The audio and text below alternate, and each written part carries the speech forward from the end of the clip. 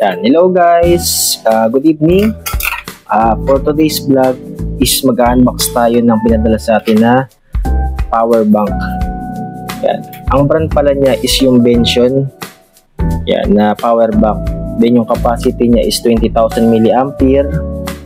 Then 22.5 watts. Integrated USB na siya Type-C. And meron na siyang cable na naka-built-in sa mismong power bank. Physically, pagdating sa akin ng package, may kabigatan siya, solid, saka compact yung ano niya.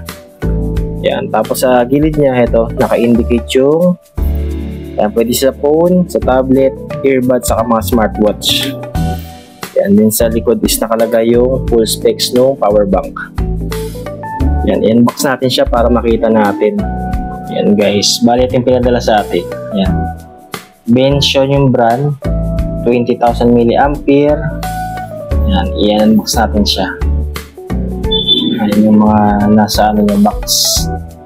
Pinadala sa atin ng ating kaibigan. Yan, try natin, i-unbox natin siya.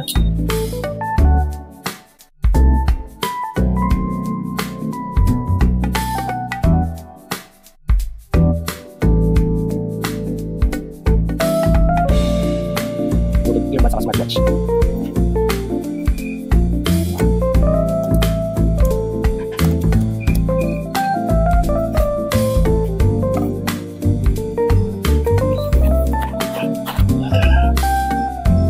Baliwangan naman yung box. Ito, para unboxing ng power bank, ito yung makikita natin sa package niya.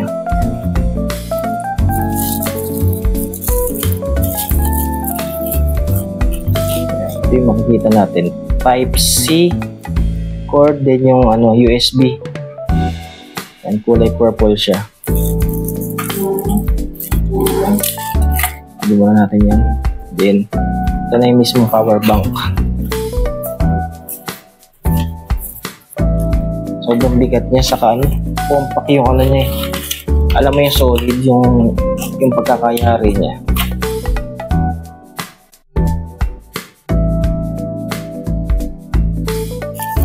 Ganda. Solid, alam mo ano siya, hindi siya ipitsoging mga materialis na yung ginamit. Yan yung kagandahan sa kanya. Ay may built-in cable na siya. Ito isang cable, lightning cable para sa mga iOS. Tapos ito Type-C. Perfect yan sa mga controller natin sa PS5, sa cellphone, yan, Bluetooth headset.